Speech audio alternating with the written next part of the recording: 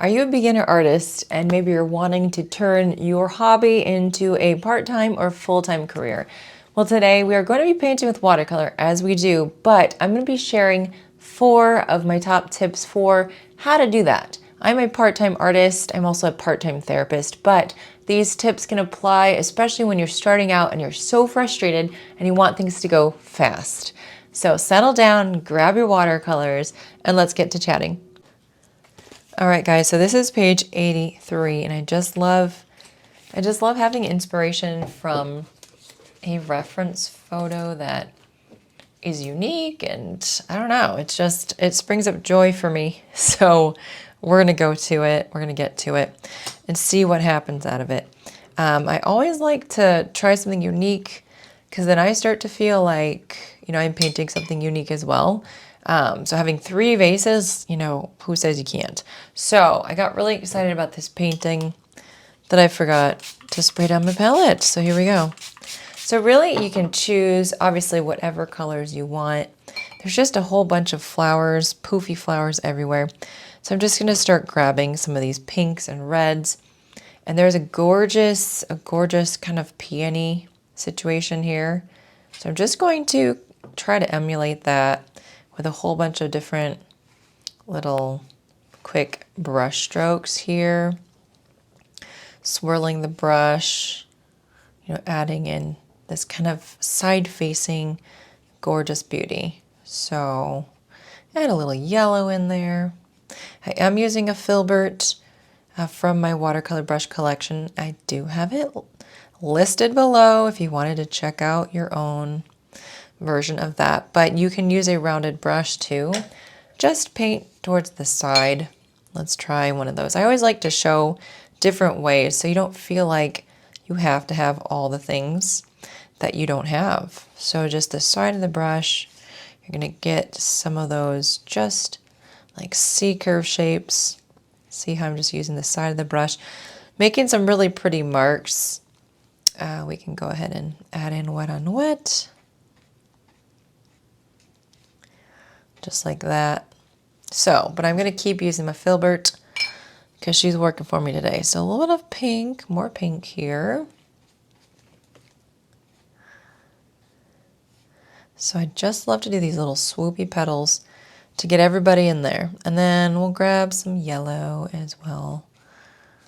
A little bit of yellow, maybe more concentrated. See how I just kind of use that brush, twist and turn it and do a bunch of fun marks. Take off some paint, dab it, and then we can put in some little petally shapes here too. So that's essentially, maybe a little bit more here, the first bouquet. All right, and I do love to do the blooms first. We're gonna switch to actually, you know what? Let's keep using this one. Nope, just kidding. We'll do a number 6. So I like to do the flowers first and then put in the cool vases later. That's just how I think it makes sense. So I've got my middle, and I'm going to put it about here. This is a lot shorter bouquet. A little bit of a middle there.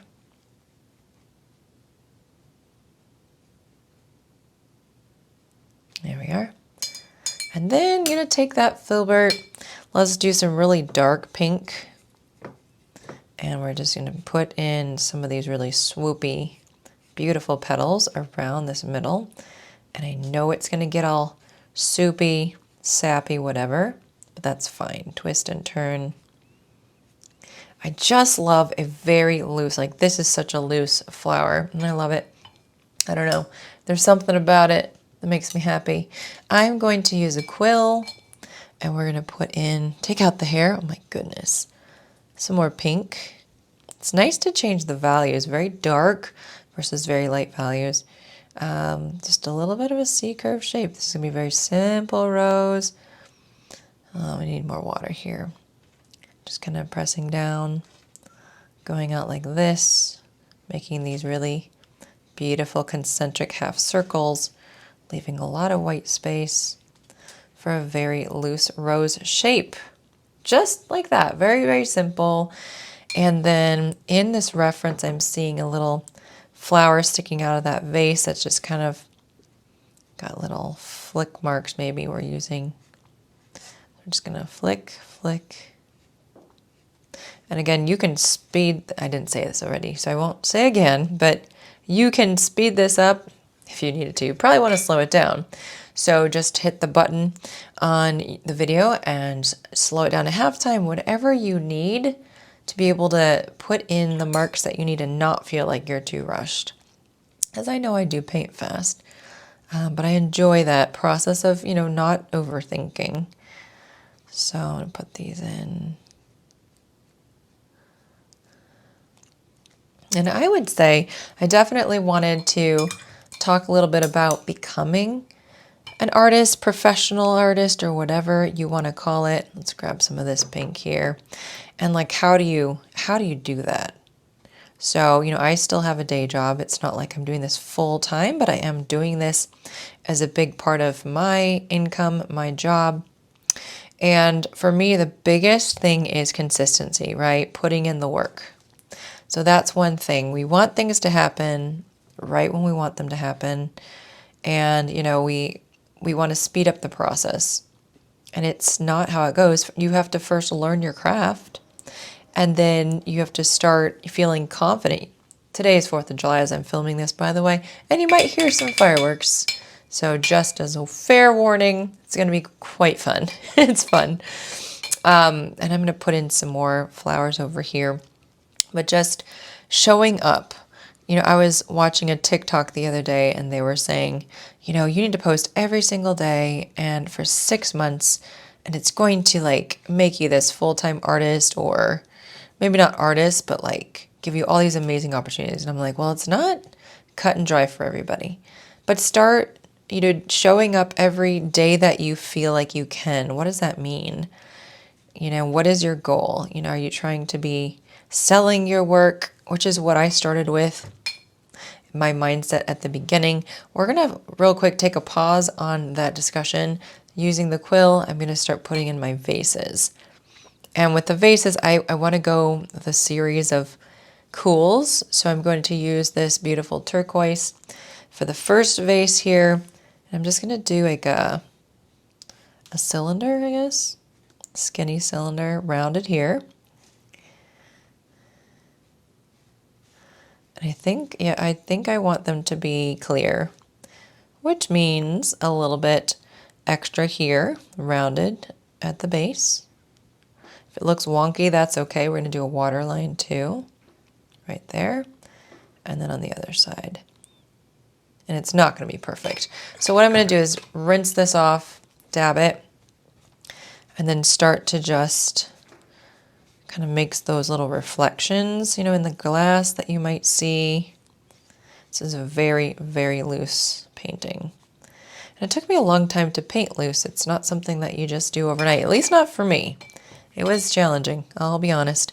Let's do this beautiful Ultramarine by Mei Liang as our next vase. We're just going to do a rounded one here. This reminds me of a painting I did maybe a couple years ago or a year ago, and I did 4 or 5 vases, 3 vases maybe, to save a painting. It was really fun. I just put in all these flowers, and then I didn't I didn't put them in the right place for them to have 1 vase, so I had to add 3, and it was so fun. It's on my YouTube channel somewhere. So you just really quick, really funky shapes. I just don't want you to worry so much about the perfection, right? It's just putting the marks down and seeing how it goes. This is a beautiful chalky purpley blue. For this one, I'm going to do a square vase, a little bit wider. Just like so. Purposefully allowing myself to let everything be crazy. This is so not perfect at all. It's probably something that's going to bother people, but we're doing loose, we're doing carefree, we're trying. Clean, damp brush. Smooth that out a little bit for some reflections. All right, so we have 3 vases here. I'm going to start putting in the stems as we keep chatting. So yes, being consistent. I would say the second thing is picking the thing. If you're wanting to become a professional artist, pick the thing that you really want to hone in on what is your goal. At the beginning, I wanted to sell art, and I did try, and it didn't work out for me. I might actually start putting some things back on Etsy, which is hilarious because I abandoned it. But let's put our stems all the way down, shall we? So little curvy stems. But I realize now, more than anything, I love teaching art.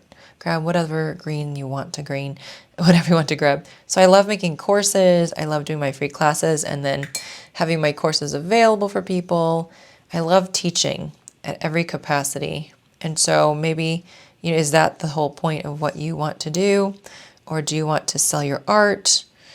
Do you want to teach people one-on-one, in person, or online? Let's do these little marks right here to connect everything together. So that's what your goal needs to focus on, what you want to do.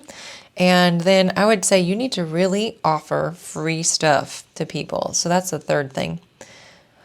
What can you offer them? Can you do reels?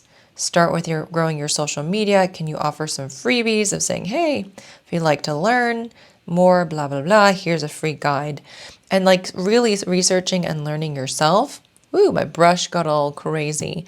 Will help you know maybe what people want. You could do a survey or something and ask as you start to build up social media, what do you guys want to learn from me? What would you like to see for free? Teach a free class or 2 or 3. I used to teach 4 free ones per week, and now I teach 2 because life gets crazy. But I still teach 2 1-hour-ish classes every week. And it's a lot, but it's the way that I can connect with my community. I can offer products, I can offer services, I can offer feedback and time and connection, and I get that too. And that's so valuable to me. So funny, like we have this one here, she's kind of flowing everywhere, but she's still in the vase. So, all right, I'm going to go ahead and dry this up, and then we're going to continue on with our second layer, which is going to be more details. So then we're still taking that filbert, and we're going to put in slightly darker versions of paint. So a little more saturated, has a little more pigment and a little less water, but I always dab my brush for water control so it's not too gooey in any way. And this is where I start to add in some of those really beautiful contrast moments. So just making more fluffiness to my flowers, giving it some depth. And I love a palette like this because then I can just dip in and just like, make things mix together. They flow together naturally anyway, and it's part of that acceptance of I can't really control everything that's happening here. So this one got a little dry.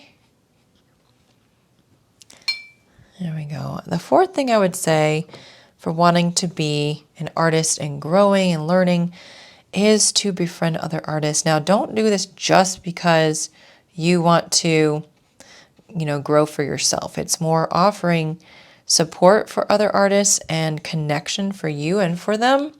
But being able to connect, there was a firework right there. My cats just ran everywhere. I can hear them scattering off. Poor things. But, offering connection for them and for yourself, collaborating on projects, on videos, doing live streams together, offering free products together, teaching classes together, all that is so valuable so that you feel like you're not alone. Because in the art world, most of us work from home. Some of us just have one job and this is it, at least eventually. It becomes very lonely and isolating. And those frustrations that you're feeling, maybe you're not selling enough at that point when you are selling, it's good to know that you are not the only one that's dealing with that, because your brain can start to get to that point telling you, you are all alone. You are all alone, right? But you're not. And so, be that first person to reach out to someone. I love to message different artists. It's not necessarily to collaborate, but just to be able to kind of offer support to them and thank them for what they do or for what I've learned, because haven't we all learned from someone? I do believe so. We're not an island. I'm just doing some, tiny little shadowy bits for this rose. Let's do some brown in here. So I'm going to swirl around, grab some of this beautiful chocolate brown. Right there. I'd say the fifth tip as well would be to be patient. You have to be patient. If you try to rush things, you got to give it time. If you try to rush things, you're just going to be frustrated. You cannot make people buy from you. You cannot make people join your free classes or buy or sign up for your free guide or pay for your art. You cannot make that happen.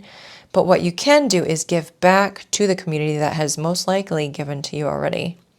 I mean, I have learned from the classic Jenna Rainey and Christy Rice, Ellen Creamy Trent, Emma LaFave, so many, and followed their tutorials. I've been teaching for about 3.5 years online, but I've been doing watercolor for about 5, and so much I've learned from these lovelies. And so, you know, reaching out and just thanking them for that is part of that collaboration. You're not asking for anything, but you're just giving back to them.